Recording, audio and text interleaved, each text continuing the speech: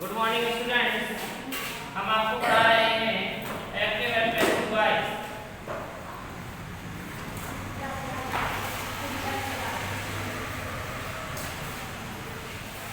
Active and passive voice. Active and passive voice में कल पिछली क्लास में हमने आपको पढ़ाया था प्रेजेंट इंडेफिनिट टेंस। आज उसी के आगे है present continuous tense.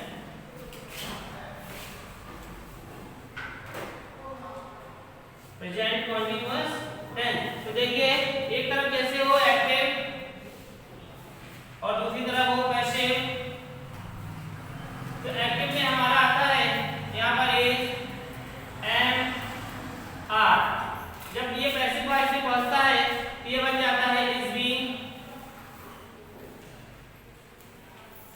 Are being और एम बीइंग। इसी प्रकार से एक्टिव में आती है वर्ब की फर्स्ट फॉर्म, लेकिन जैसे ही ये पैसिव बनता है तो आ जाती है वर्ब की थर्ड फॉर्म। तो यहाँ पर अब इसे नोट कर लें और यहाँ पर प्रारंभ हो जाएंगे अफर्मेटिव सेंटेंसेस से। अफर्मेटिव सेंटेंसेस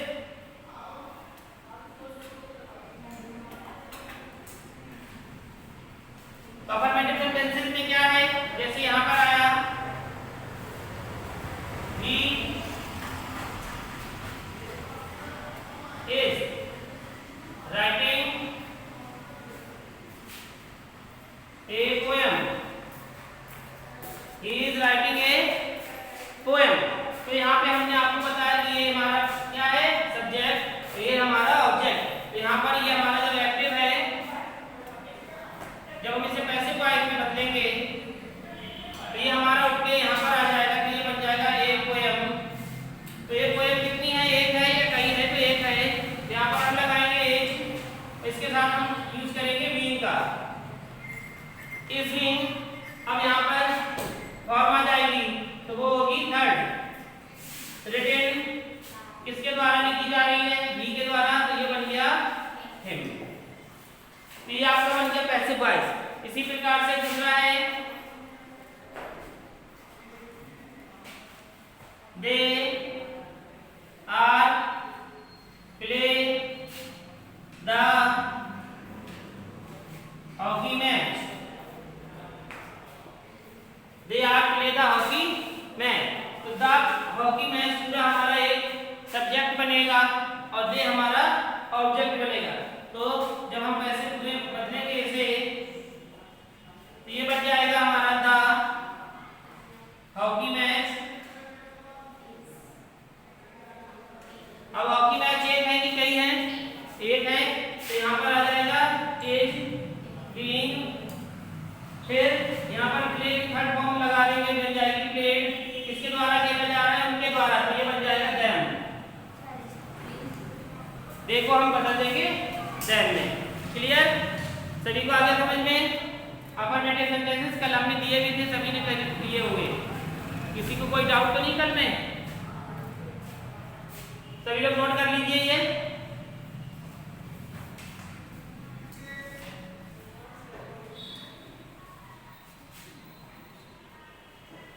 हो गया? इसके बाद हम आते हैं दूसरे टेंस पर, जिसका नाम है नेगेटिव सेंटेंसेस।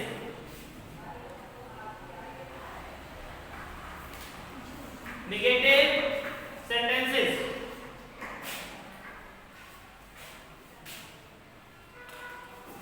तो नेगेटिव सेंटेंसेस में आप सभी जानते हैं कि यूज होता है इज नॉट का। इज नॉट, आर नॉट और एम नॉट, ये यूज करते हैं। तो यहाँ पर जैसे आ गया मोहन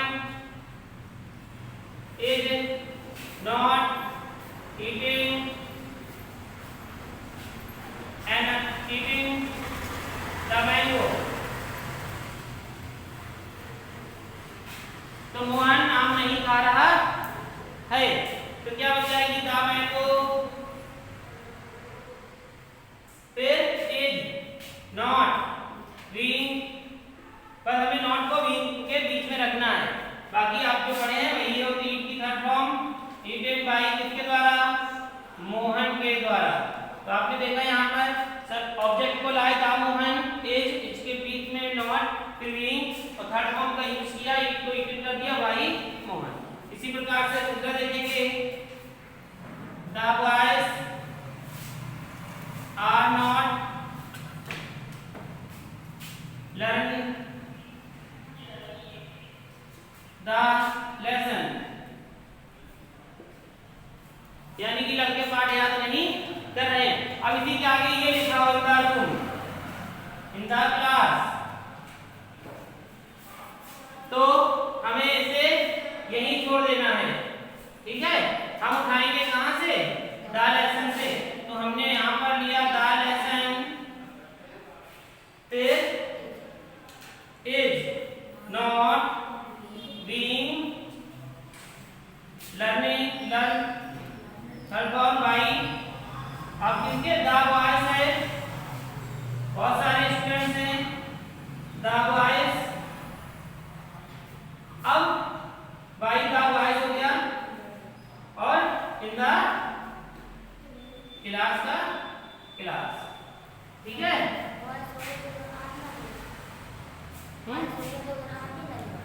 नहीं, हम यहाँ इसको इससे देखेंगे, द लेसन एक है ना, तो द लेसन इज, लेसन होता तो पाठों को याद नहीं करना, यहाँ पाठ को याद नहीं करना, एक ही पाठ है, बहुत सारे पाठ नहीं। तो the lesson is not being learned by the boys in the class. सभी को समझ में आ गया, क्लियर सभी का।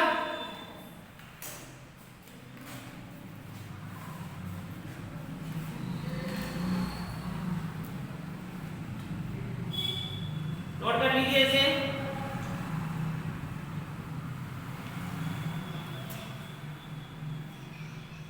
कर लिया नोट। तो देखेंगे अब आएगा हमारा अगला sentences.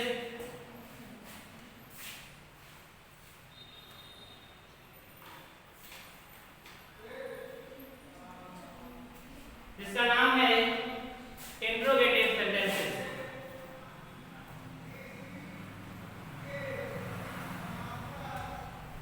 Interrogative sentences.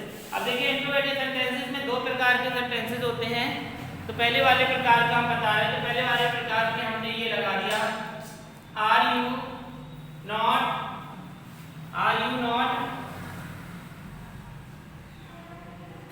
Reading the book, are you not reading the book. तो यहाँ पर आर के स्थान पे क्या आएगा, द बुक को हम उठा लिया, मान लीजिए हमने ये ले लिया द बुक, द बुक एक हो गई ना, यहाँ पे क्या आ गया, is the book not being, reading की रीड, बाई यू का यू, ठीक। दूसरा देखेंगे, is she not cooking the food in the kitchen. तो क्या बनेगा, द फूड, अब फूड एक है तो यहां पे हम लगाएंगे is the food not being cooked by her in the kitchen. Note कर लें, नोट कर लीजिए इसको।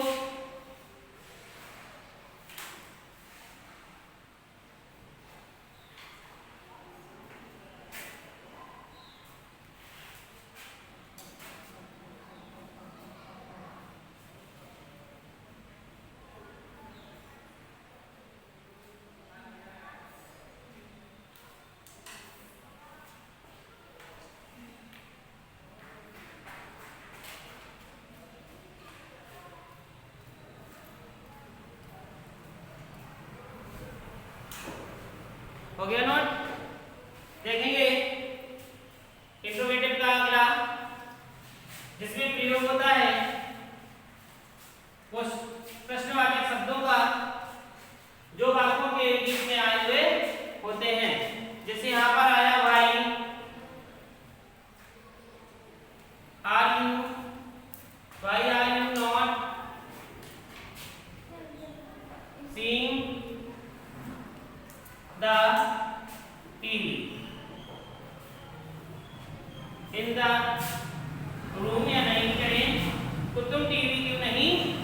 देख रहे हो। तो y के स्थान पे हम किसे रखेंगे, y। फिर is the TV not being seen by you।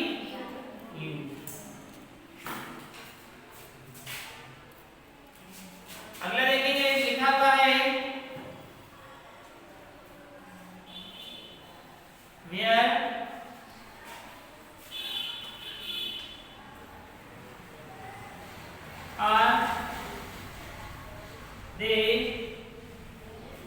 where are they playing the match? Where are they playing the match? तो where के स्थान पे हम where को ही रखेंगे और the match को हमने उठा लिया, एक हो गया। यहाँ पर हमारा is आ गया। Where is the match being played by them? Note कर ले इसे भी।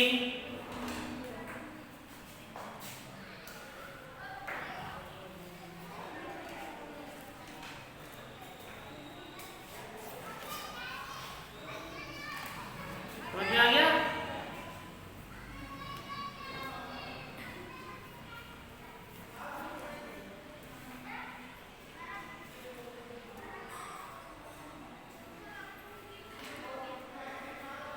हो गया सभी का?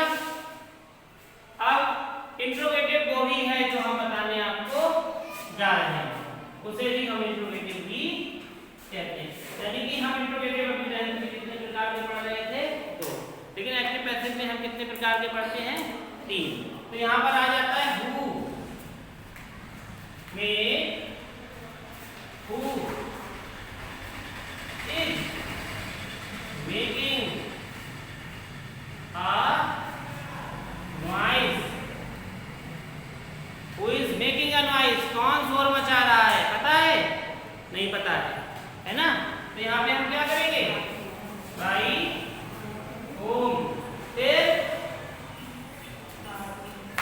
इज अ नॉइज, फिर बीइंग, फिर मेक को किससे बदल देंगे, थर्ड फॉर्म, क्या बन जाएगी, मेड। ये देखिए थोड़ा सा समझ में आ गया होगा सभी को कि जब हु लग के आता है तो हम हु के स्थान पे बाई हूं का प्रयोग करते हैं, जो कि हम आपको रूल्स में लिखा चुके हैं। ठीक, बाई हूं हेल्पिंग वर्ब आपके आगे इज, ए नॉइज, फिर इसके साथ बीइंग आया, बीइंग, और ये फिर यहां चली गई तो ये बन गया मेड। इसी प्रकार दूसरा देखेंगे, हु इज, अगर नॉट भी आए तो कैसे करेंगे, हम यहाँ पर नॉट कर देंगे इज नॉट। ठीक है, तो हु इज नॉट ऐसे भी कर सकते हैं, या फिर हम आपको बता रहे हैं हु इज सिंगिंग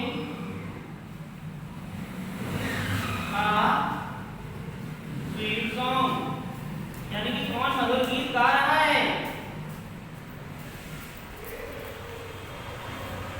तो यहाँ हम क्या करेंगे, by home, is a sweet song, फिर बीइंग, फिर अब सिंगिंग को संग, हो गया। ठीक, नोट कर लीजिए इसे।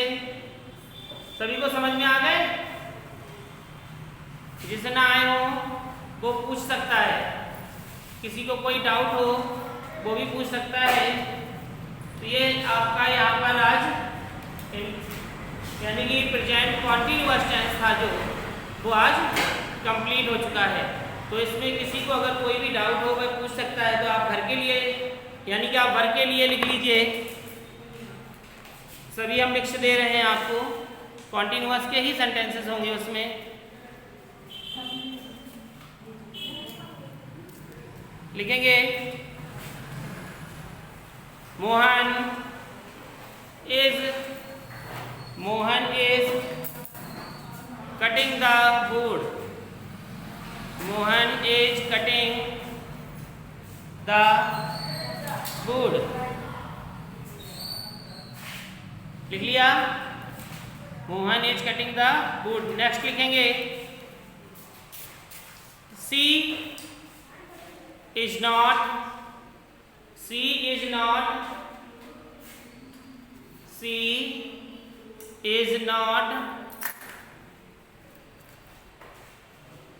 making the design.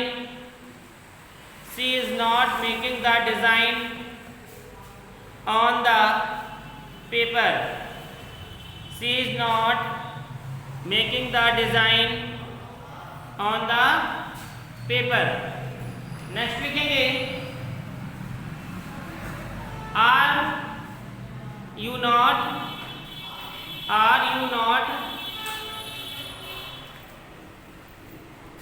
read the lesson? Are you not read the lesson in the classroom?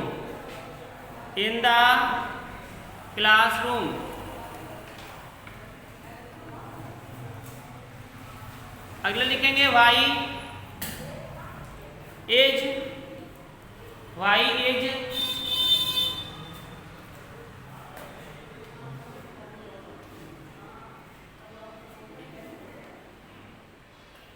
Nisha, why is Nisha not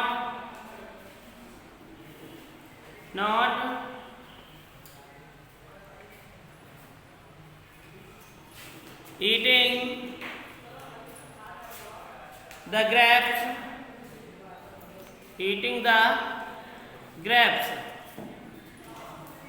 next लिखेंगे where are you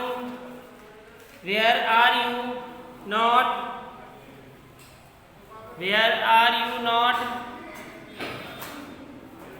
writing a letter?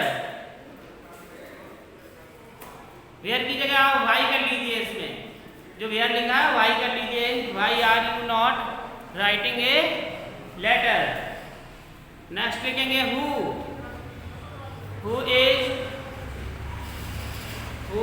Drinking the water.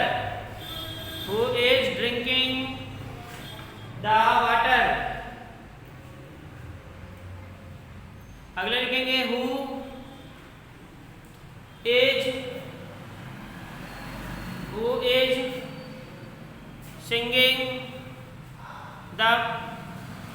singing the poem?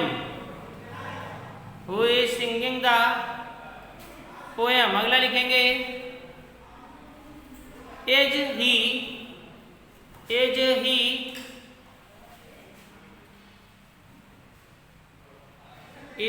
breaking the glass? Is he breaking the glass? Is he broken the glass? ये गिलास कांच वाला है, ठीक है, पानी पीने वाला नहीं, कांच का मतलब है इस गिलास पे। तो ये आपके सेंटेंसेस हो गए जो कि आपको करने हैं। इसमें किसी को कोई डाउट हो, कोई मीनिंग्स कुछ पूछना हो तो वह पूछ सकता है, ठीक है। कल आपका इसी में अगला चालू होगा जिसका नाम होगा प्रेजेंट परफेक्ट।